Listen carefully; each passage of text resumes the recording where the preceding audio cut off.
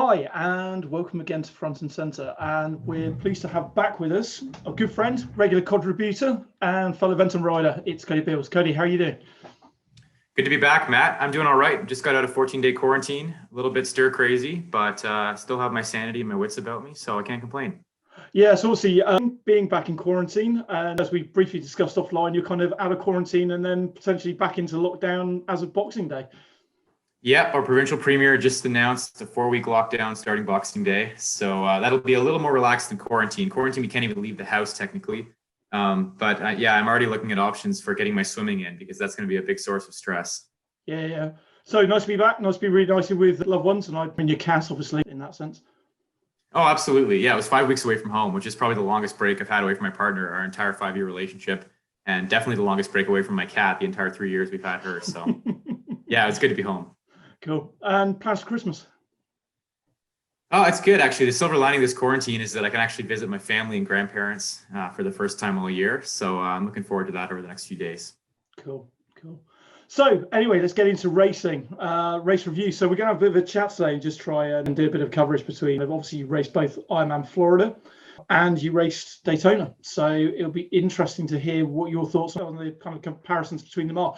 So what I'll do is, if we start with Florida, what did you think of the result, especially given the one-off nature of the season and the inability to prep properly? I mean, I thought you had a cracking result personally.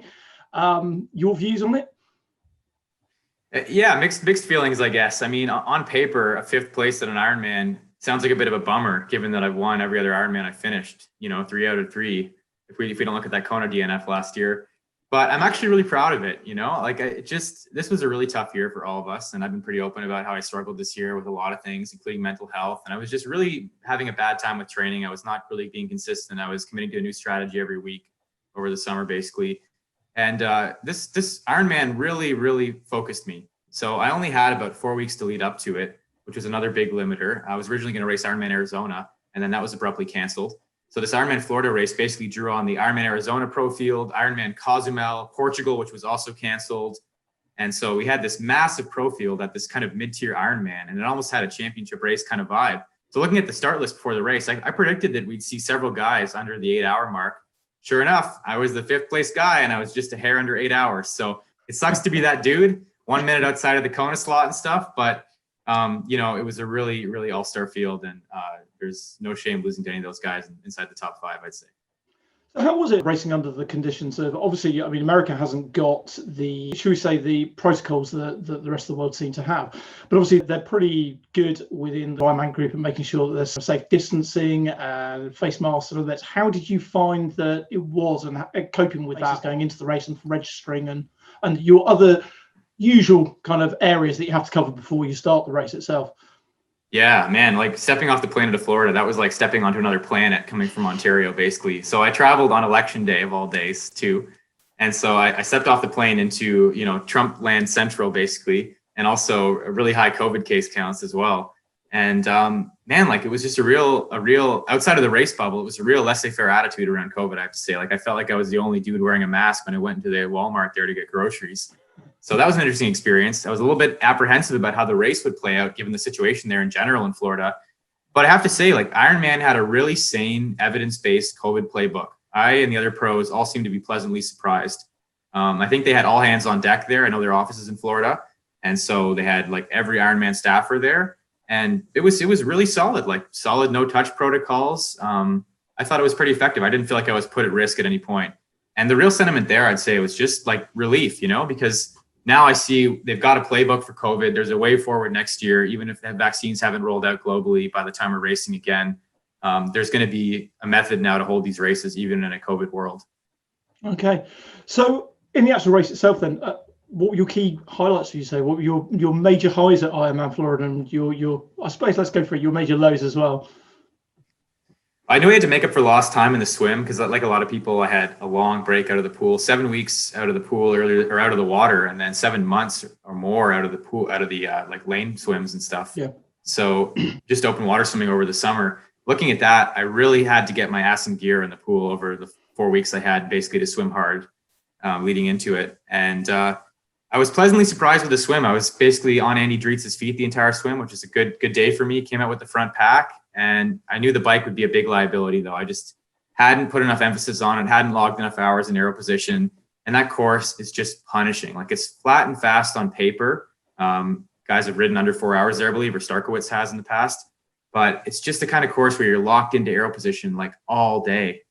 So it was pretty brutal. And I will admit, I did next to no work in the pack I was riding in. It was Matt Hansen driving the pace at the front, and a little bit Brent McMahon as well. So thankfully I had some other strong cyclists in there, and I just hung on for dear life, and then had an okay run. I felt like I didn't run to my potential given, the lack of bike fitness and getting off the bike in pretty sorry state. But all in, it was a solid day. I performed to the best of my fitness, and looking at that for me, I'm proud of what I was able to pull together in basically 4 or 5 weeks. And I think that bodes well for next year, even if the result doesn't really turn me on. Yeah. And how did you feel your pro colleagues kind of handled the race? What was the atmosphere like? I'd say it was again, a sentiment of relief everyone had. People were just happy to be there, grateful to be racing again. But there was also this undertone of like an extra level of competitiveness. Obviously, pro Ironman racing is always super competitive. Everyone there's always fired up. But in this case, there was maybe even a little bit of an air of desperation. Like, you could tell people were racing for motives beyond their normal motives, maybe just to put bread on the table after this tough year financially, or just to prove they've still got it. I know my first race in a long time, I always have like a degree of imposter syndrome. You wonder if whatever je ne sais quoi that made you fast in the past has somehow evaporated over the time you were in your off season. So there's always a little bit of that going on, a little bit of self-doubt and eagerness to prove yourself again, and kind of channel it into that positive way to prove yourself again, I would say. So that's what I picked up on among the other pros. Cool. So, I mean, obviously, then flip side, going over to Daytona, slightly different race, obviously compared within the NASCAR stadium. How was that in comparison? How did the registration, how did everything go? Obviously, the PTO did a great job to actually put the race on in the first place and get out there, and shunting up that much prize money was at least something. Everyone crossed the finish line, got a paycheck. How did you feel that it went in comparison? It was a similar kind of celebratory air there, especially at Challenge Daytona, I would say. Like, people were just really, really grateful to be there. And I think the PTO's decision to pay every single qualifier, at least enough to cover their expenses was a pretty landmark thing in our sport. And really nothing short of revolutionary, I would say.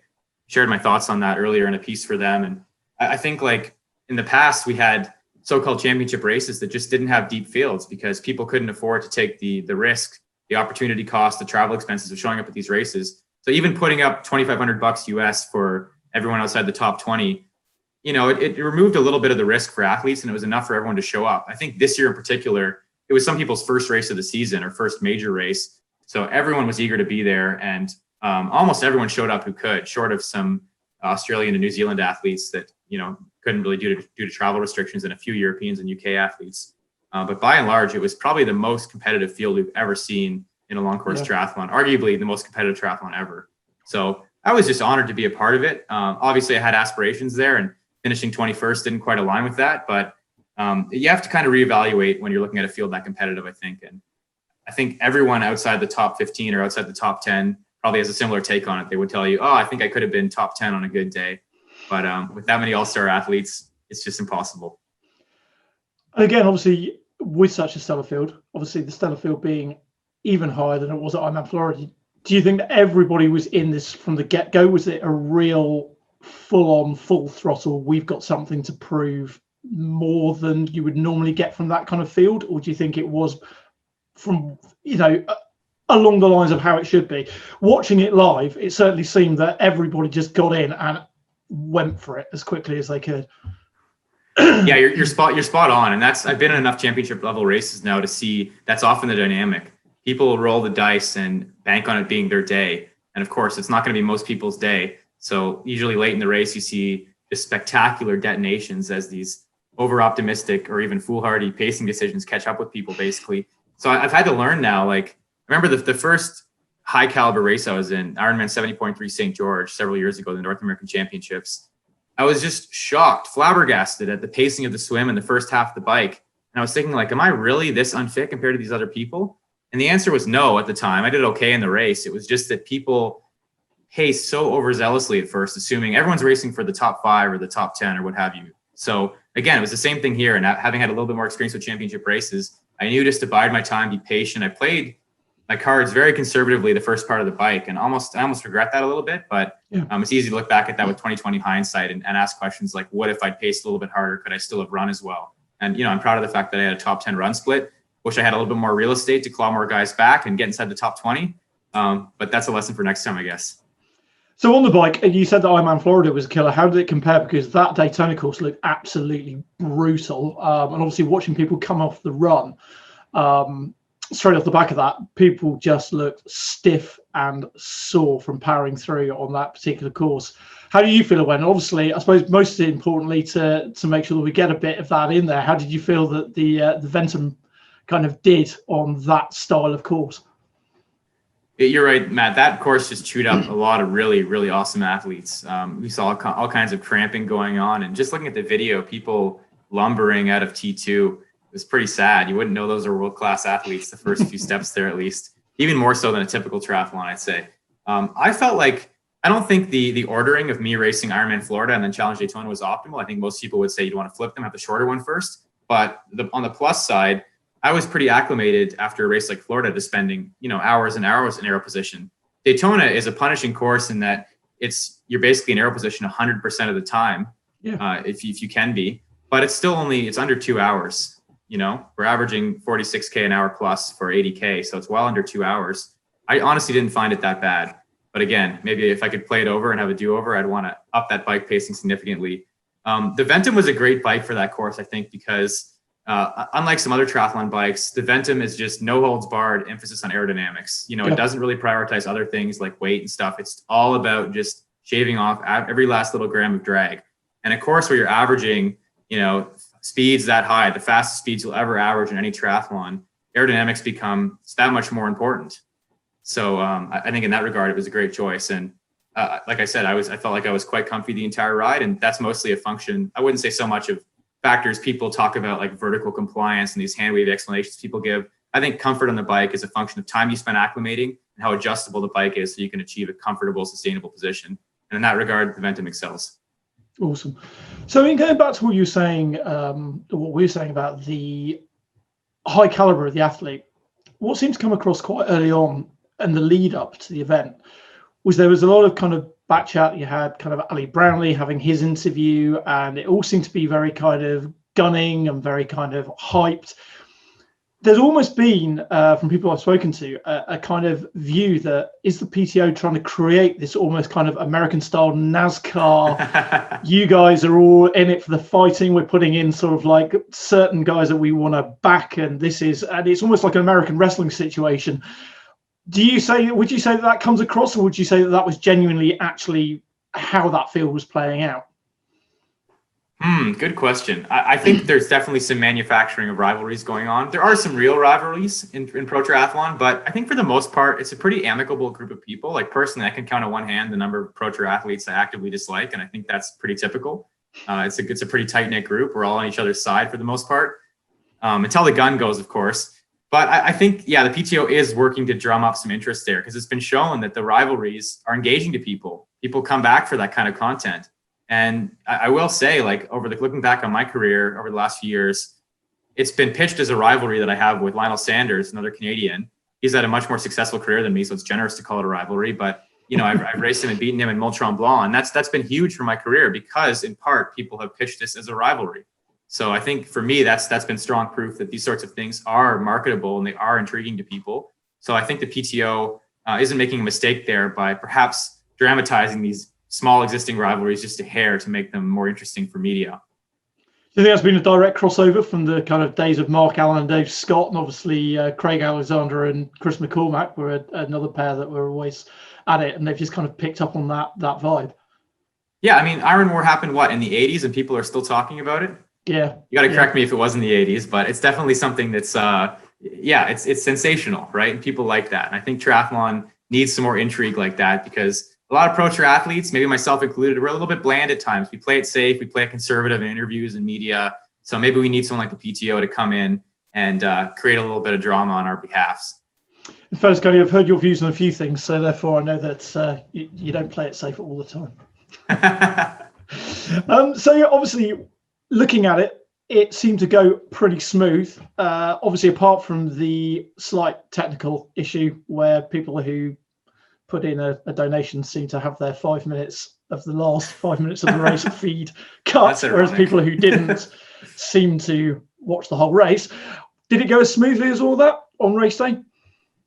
Well, I didn't have a behind the scenes look at the PTO team, but from our perspective, it did. I think they pulled this together in a real hurry, but you wouldn't have known it on race day. Everything ran like a pretty well-oiled machine, I would say. So yeah, hats off to them. I was really skeptical this race would even happen. I've been skeptical every step of the way with the PTO. I think a healthy level of skepticism, but part of the reason I just showed up there was just to show solidarity, because I know the main metric they're looking at to evaluate the success in these early years of the PTO isn't the ROI for their investor and their backers. It's the commitment from the professionals. That's what we've been told.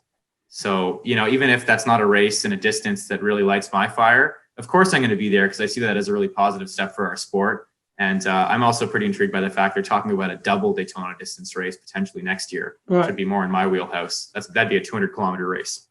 Blimey. So obviously between the two races, you decided to stay in Utah and not move back. What was your decision around that?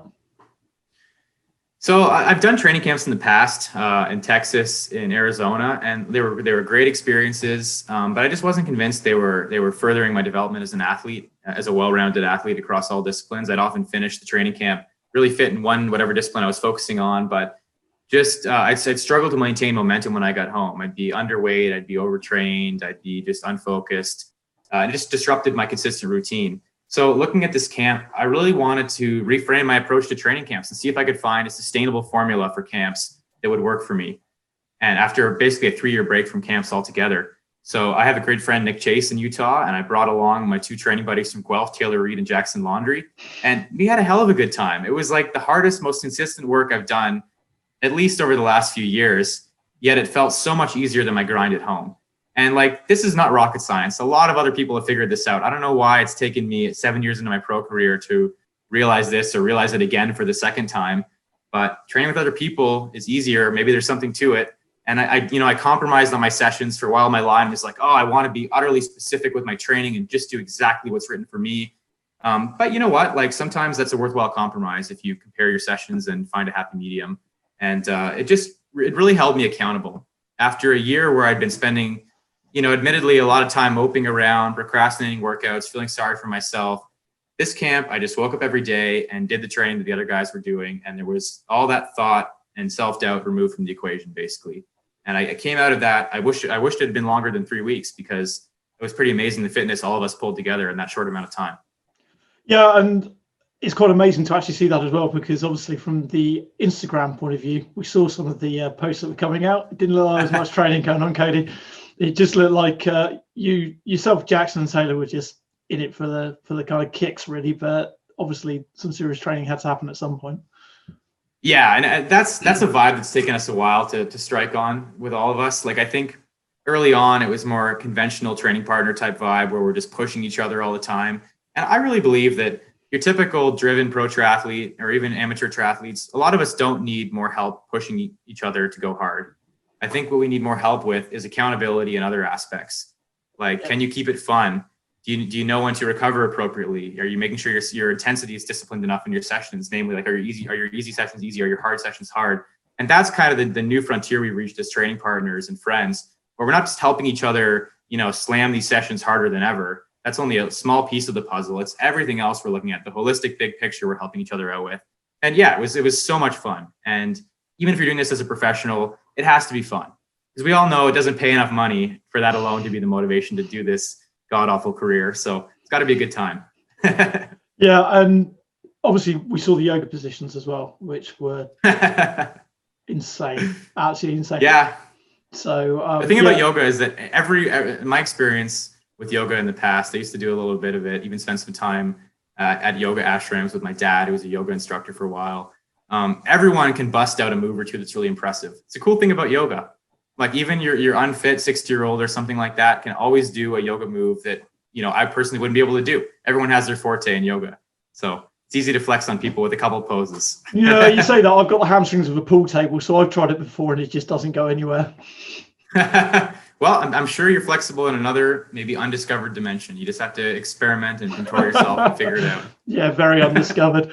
Anyway, so I mean, basically, we're going to be doing a couple of other chats coming up soon. I think one of the key ones that we'll be looking at going into the new year, and I think is going to be really relevant considering everything that's going on in the UK at this precise moment in time, with the situation getting chronically worse, and obviously with yourselves going to lockdowns, we're going to look at the mental health aspect of kind of training. And so that one I think would be a really good one to go through with yourself, because we've both had experience of that quite severely.